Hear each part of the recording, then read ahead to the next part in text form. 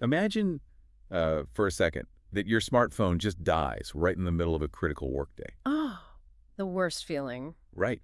And Yeah. instead of someone just, handing you a portable power bank, you had to pay $400 to load your phone onto a flatbed truck. Yeah, just to move it. Exactly. Just to have it shipped across town to an Apple store, just to be plugged into a wall. I mean, that sounds completely absurd, right? It sounds insane. But the crazy thing is, right now, today, that is exactly how we handle stranded electric vehicles. It really is. Welcome to our latest deep dive, by the way. Today, our mission is to explore that massive infrastructure gap in the electric vehicle revolution. Because it is a universally stressful scenario. And honestly, it's a massive logistical blind spot. Yeah, and more importantly, we are looking at how it's being solved in a completely counterintuitive way. Hmm? Not by pouring millions of dollars of concrete and building more stationary charging stations. Right. But by taking the power grid and literally putting it on wheels. Exactly. We're looking specifically at the EE Rescue Network's recent expansion into the Atlanta market. And we want to see why this specific solution completely upends our entire concept of automotive roadside assistance. Because it represents a fundamental shift in logistics. I mean, for over a century, the solution to a dead vehicle has been to move the heavy dead machine to the fuel source. Right, the tow truck model. Yeah. But what we are exploring today with you is the exact inverse. We're talking about moving the fuel source directly to the stranded machine. Okay, let's unpack this, because to truly appreciate why mobile EV charging is such a game changer, we first have to understand the excruciating reality of what happens right now if you run out of juice. Oh, it is a nightmare. Picture yourself, driving down I-285 in Atlanta. It's the middle of rush hour. The traffic is doing that classic Atlanta start and stop crawl, and your EV battery hits zero. The absolute worst place for it to happen. Right, your phone is at 12%. You are basically dead in the water. What actually happens next if you call a traditional tow truck? Well, it initiates just this cascading series of headaches. Let's break down the anatomy of a traditional EV tow. First, you have the sheer exposure. Just sitting on the shoulder. Yeah, you are looking at a 1 to 3 hour wait time on the side of a highway where massive semi-trucks are just blowing past you at 70 miles per hour. Terrifying. It is. And then you have the immediate financial hit. You're paying anywhere from $150 to, well over $400 just for the tow itself. And keep in mind, that fee doesn't include a single kilowatt of the electricity you'll eventually need to buy once you finally arrive at a charger. Exactly. Not a single drop of power. And beyond the wait time and the wallet hit, there's a very real physical danger to the car itself, right? Yeah. Because we all know EVs are built differently, but how does that actually complicate a traditional flatbed tow? It massively complicates it Yeah. because EVs utilize what's called a skateboard chassis design. Where the battery is the floor, basically. Right. The entire floor bed is essentially one giant, highly sensitive battery pack. So they are incredibly rigid and incredibly heavy. Loading a completely dead EV onto an inclined flatbed truck requires specialized, meticulous care.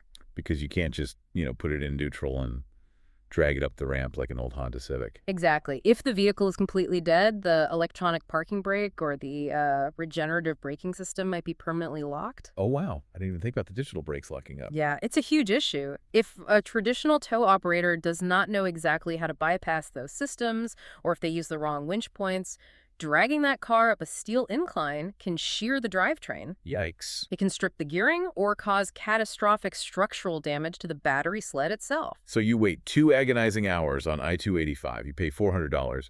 You risk functionally destroying your car's undercarriage. Yeah.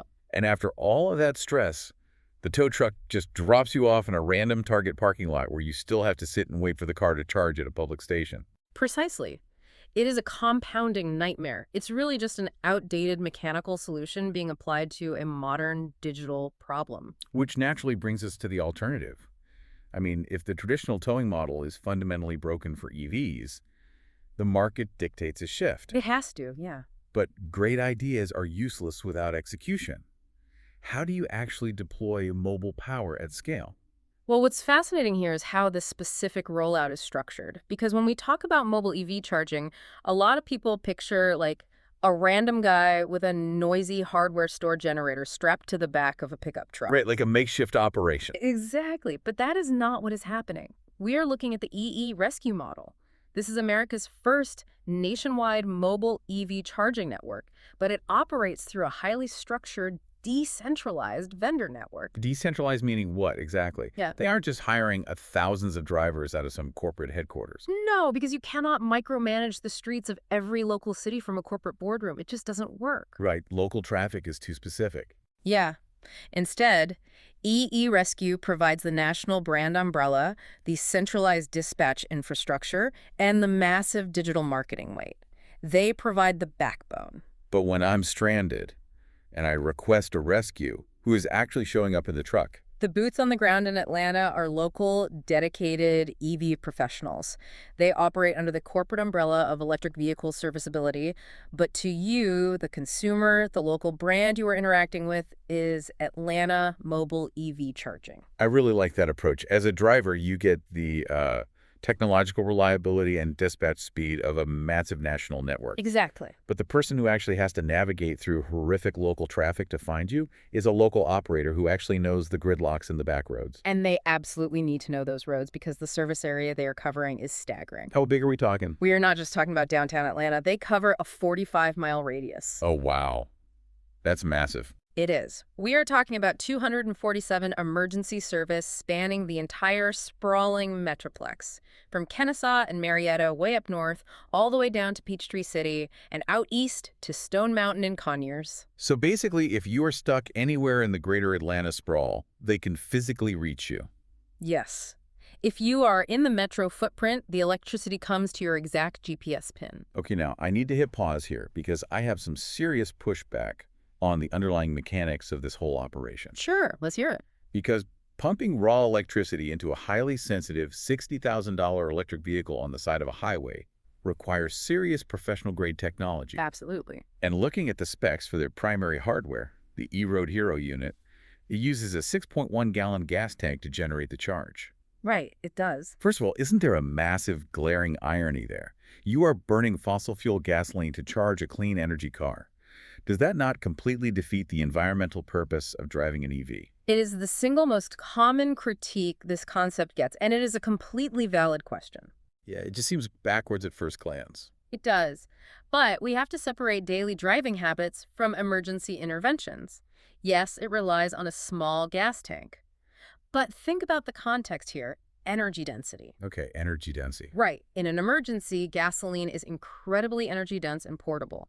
That 6.1-gallon tank provides enough concentrated fuel for 5 to 10 full rescue sessions before it even needs a refill. Oh, really? 5 to 10 rescues on 6 gallons? Yes, you are burning a microscopic fraction of fossil fuels to safely rescue multiple clean energy vehicles without dispatching 10 massive diesel-guzzling flatbed tow trucks. Environmentally, the math heavily favors the localized generator. Okay, I will concede the point on emergency efficiency versus daily efficiency. That actually makes a lot of sense when you put it like that. Yeah, it's about the broader impact. But my bigger concern is the safety of the power itself. I mean, I've used portable generators during power outages at my house. Most of us have, yeah. And if I plug a sensitive laptop directly into a cheap generator, the power brick gets incredibly hot, or the device just trips and shuts down. I would be absolutely terrified of frying my car's internal computer system by hooking it up to a mobile gas generator. And you should be, if it were a standard construction generator. That brings us to the most crucial technical metric of this entire deep dive. Total harmonic distortion, or THD. Explain that for me. Because THD sounds like, I don't know, audio equipment jargon. It does, but it applies to power generation too. A standard commercial generator produces what we call dirty power. The voltage fluctuates wildly, and the electrical sine wave is jagged and unpredictable. So, if I can use an analogy here, dirty power is basically like trying to drink from a fire hose that's violently sputtering and surging. Ah, that is a great way to put it, actually. And if you attach a really delicate glass filter to that fire hose, Yeah. those violent surges are just going to shatter the glass. Exactly, yeah. The EV's onboard computer is that delicate glass filter. If you plug a car into a dirty generator, the car's computer will either detect the jagged sine wave and reject the charge outright to protect itself. Which means you're still stranded. Right. Or worse, the surges will bypass the protections and physically damage the inverters. But the E-Road Hero RH9K model, used by the EE Rescue Network, utilizes a professional-grade inverter that keeps the total harmonic distortion strictly under 3%. Meaning the flow of water from the fire hose is perfectly smoothed out. Exactly. It produces a pure sine wave. To the electric vehicle, the power it is receiving on the side of the highway is smooth, stable, and completely safe Level 2 AC charging. Wow. It's chemically and electronically identical in quality to what the car receives from a premium, hardwired wall charger installed in your own garage. There is zero risk of battery or computer damage. Well, that completely flips the script. The car literally cannot tell the difference between sitting in your driveway and sitting on the shoulder of I-285. It really can't. But what about the physical connection? There are a lot of different charging ports out there right now. Does the rescue truck have to carry 20 different cables? No, because they have streamlined the adapters.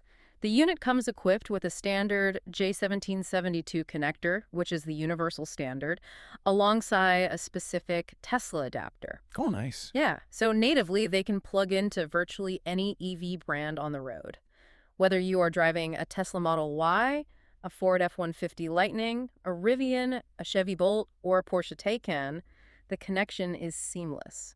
And reading through the deployment notes, the unit includes a 25-foot cord, which seems like a minor detail until you actually think about a highway rescue. Exactly. It's a huge deal. Because if you are parked awkwardly on a tight shoulder or nosed into a crowded parking garage, the rescue vehicle doesn't have to perfectly parallel park an inch away from your bumper to make the connection. Accessibility is key in an emergency. And surprisingly, so is the noise profile. When we picture a gas generator, we picture a deafening roar. Right, like a lawnmower on steroids. Exactly.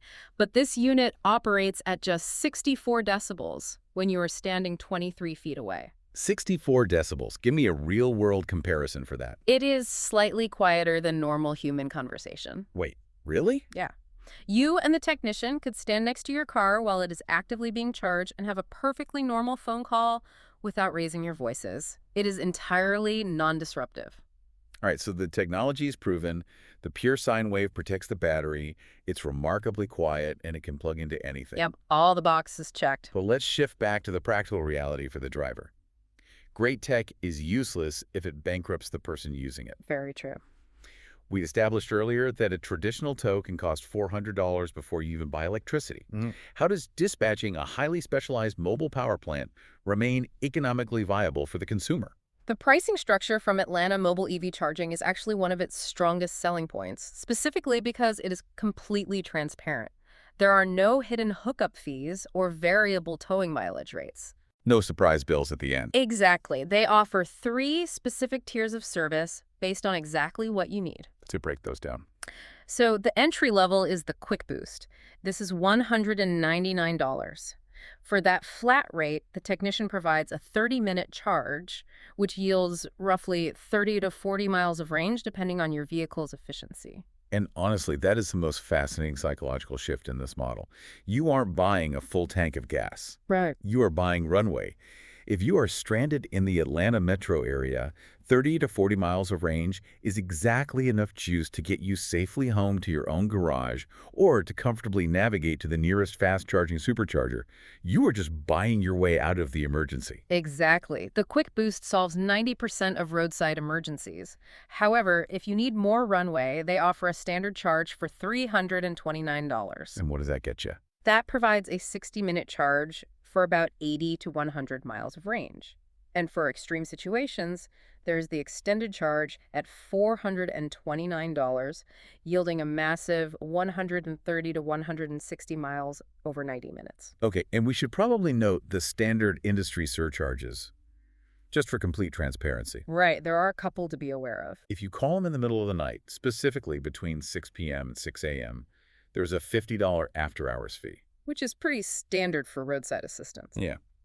And if you are way out on the fringes beyond a 25-mile radius from their downtown base, there's an extended travel fee of $2 per mile. But even if you factor in an after-hours fee, compare the economics. A $199 Quick Boost is half the price of a standard flatbed tow. That's a huge difference. It is. Plus, you eliminate the 3-hour wait, you eliminate the risk of drivetrain damage, and you eliminate the secondary wait at a public charger. You just sit in your car, get your 30 miles of range, and drive home. Here's where it gets really interesting, though. Because everything we have talked about up to this point is the dramatic consumer-facing side of the operation. Right, the stranded commuter on the dark highway. Yeah, but looking at the broader market data, the real sustained business revolution here isn't B2C roadside assistance. It is the massive B2B gold mine happening behind the scenes with enterprise fleets. Oh, absolutely. You have to look at the economic geography here. Atlanta is one of the premier logistics hubs in North America. So much freight moves through there. Exactly. You have If I am managing a fleet of 50 electric delivery vans, doesn't relying on a mobile truck to charge them one by one create a massive operational headache compared to just having 50 permanent plugs installed in my warehouse wall? It sounds like it would, right? But if we connect this to the bigger picture, the actual headache is the concrete. The concrete. Yeah, building a dedicated charging infrastructure for a 50-van fleet is a colossal capital expenditure. You are talking about dealing with city zoning permits, ripping up your warehouse parking lot for deep electrical trenching, begging the local utility company to upgrade the commercial power grid with new transformers. Oh, wow. I didn't even think about grid upgrades. It's massive. You are looking at hundreds of thousands of dollars and sometimes years of operational downtime just to get the plugs installed. Ah, okay. So it's a barrier to entry. How does the mobile model bypass that? They bypass the construction phase entirely. Atlanta Mobile EV Charging brings the mobile units directly to the fleet facility. Instead of tearing up a parking lot, the fleet manager simply contracts the service. So they just show up. Yeah. The mobile units roll into the depot overnight while the vans are idle and charge them on a scheduled loop. Oh, that completely shifts the financial model. It turns a massive, terrifying capital expenditure like building a permanent charging station into a simple, predictable operational expense. Exactly. The fleet manager requires zero infrastructure investment. The power literally just comes to where the vans are sleeping. That is brilliant. And they minimize driver downtime because the vans never have to detour during the day to hunt for public charging stations. And because these are enterprise accounts, they benefit from custom volume discounts. It is basically charging as a service. Because this model is so seamlessly adaptable, scaling, from rescuing one stranded commuter on a Tuesday afternoon to servicing an entire corporate delivery fleet at midnight, it makes total sense that eRescue is expanding so rapidly. Their national footprint is growing aggressively right now. With this launch, Atlanta joins a proven network that already includes active daily operations in Sacramento, Portland, Seattle-Tacoma, and Vancouver, Washington. And the expansion isn't stopping. They're currently taking community votes to determine their next target markets. Right, with cities like Denver, Las Vegas, and Phoenix actively in the running. Which actually highlights an incredibly unique angle for entrepreneurs listening to this deep dive. It is a fascinating turnkey opportunity. Think about the psychology of starting a new service business. Most local operators spend their first 2 years bleeding cash. You are trying to build credibility from scratch. You are fighting the Google algorithm to get your website seen. And just trying to figure out the dispatch tech to get the phone to ring. Exactly. But local operators can partner directly with the eRescue network. It completely de-risks the entrepreneurial leap.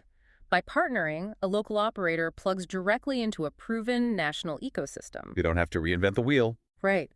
They get access to the pre-built, safety-tested hardware, they launch under an established brand name, and most importantly, they benefit from an active, centralized dispatch system on day one. They provide the local geographic expertise and the hustle, and the network provides the infrastructure. So what does this all mean? Let's bring this right back to you, the listener. A big takeaway. Yeah. If you drive an electric vehicle anywhere in the Atlanta metro area, saving the Atlanta Mobile EV charging contact info in your phone right now is essentially a free insurance policy against range anxiety. Absolutely. You may go 2 years without ever needing it, but the night you hit 0% on the highway, knowing you don't have to call a flatbed tow truck is going to be incredibly relieving. Best contact you'll ever save. And if you are an entrepreneur or a logistics fleet manager, this network represents a massive fundamental shift in how we handle energy distribution. It does. And you know, this raises an important question, actually. And it points to a broader, almost philosophical shift about the future of transportation infrastructure. Ooh, where are you going with this? Think about the trajectory we are on. As these mobile charging networks continue to scale nationwide, as onboard battery capacities grow larger, and as autonomous driving technology inches closer to reality, Right. Could stationary public charging hubs and even traditional gas stations eventually become completely obsolete? Oh, that is a wild thought. You mean bypassing the station concept entirely? Exactly. What if the gas station of the future isn't a physical place you ever have to drive to? What if it is an automated mobile service network that algorithmically hunts down your parked car while you sleep? There's a fleet of robots. Yeah, picture a quiet robotic unit that pulls up to your driveway or your office parking lot in the dead of night, tops off your battery autonomously, and moves on to the next car. You could conceivably wake up at 100% every single day for the rest of your life without ever having to plug your car in yourself. That is the ultimate luxury. And frankly, the ultimate efficiency. It really makes you realize that the anxiety of being stranded on the side of a busy highway with a dead battery and a dying phone might just be a temporary growing pain in the EV revolution. Just a blip in the timeline. Yeah, the final solution to range anxiety isn't necessarily pouring more concrete and putting more plugs in the ground. It might just be letting the power find you.